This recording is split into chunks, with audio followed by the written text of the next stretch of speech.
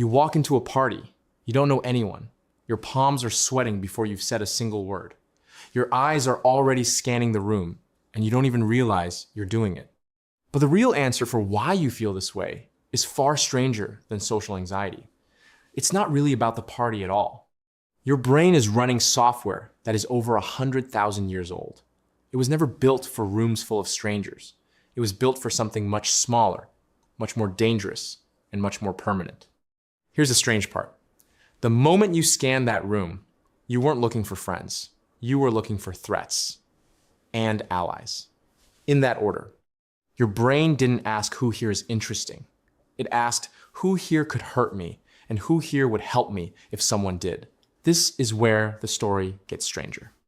In the 1990s, anthropologist Robin Dunbar was studying primates. He noticed something odd. The size of a primate's brain, specifically a region called the neocortex, correlated almost perfectly with the size of its social group. Bigger brain, bigger group. Not bigger territory, not bigger diet. Group size. He applied the same formula to humans. The number he got was 150. Dunbar's number, as it's now called, suggests that the human brain has a hard ceiling on how many people it can hold in a stable social relationship at once. Not acquaintances, not people you've met once. People whose face triggers a memory of who they are, how they've treated you, and whether you can trust them. 150 people. That's it. That's the whole tribe your brain was built to track. Think about what that means. For nearly the entire span of human existence, you never met a stranger who stayed a stranger.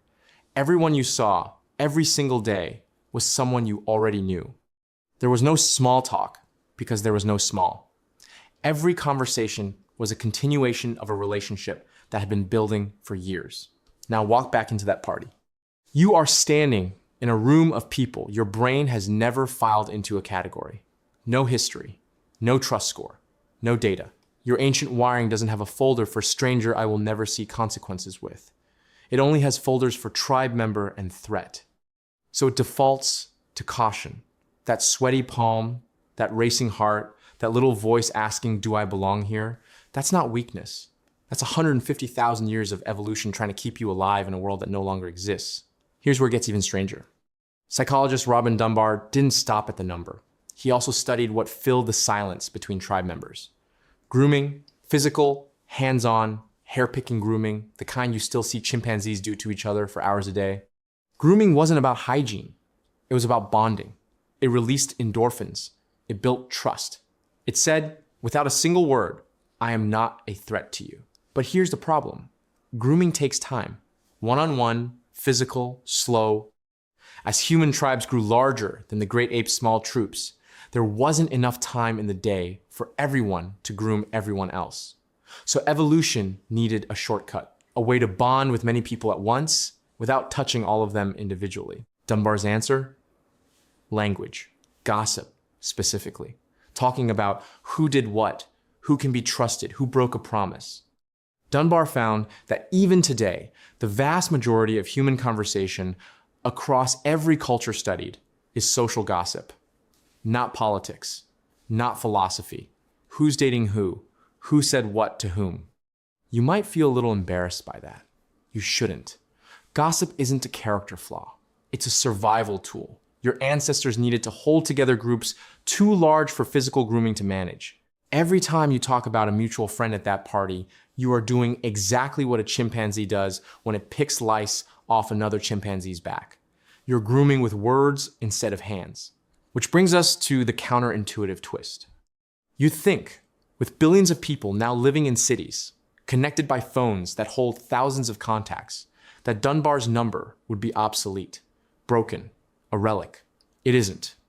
Study after study, from military units to corporate departments to Christmas card lists, keeps landing on the same rough ceiling. Companies that grow past roughly 150 employees see a measurable drop in cohesion, requiring more formal rules and hierarchies to hold the group together, because the informal, tribal trust system simply runs out of room. Anthropologist Bernard Fisher, examining historical military records, found something almost eerie.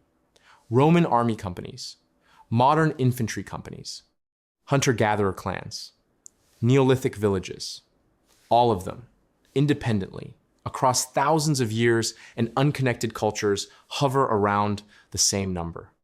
Your brain didn't get the memo that civilization scaled up. It's still trying to fit 7 billion strangers into the same mental filing cabinet built for a Stone Age clan. This is why you can have 3,000 friends on a social media app and still feel completely alone. Quantity was never the currency your brain deals in. It deals in depth, in history, in trust built slowly. One grooming session, one gossip session, one shared meal at a time. It's also why that party feels exhausting, even when nothing bad happens.